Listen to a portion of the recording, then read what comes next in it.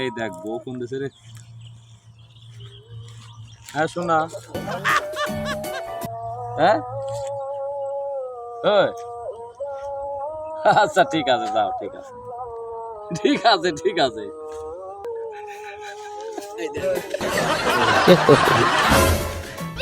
আরে দোস্ত আসতেছিস কিসের জন্য?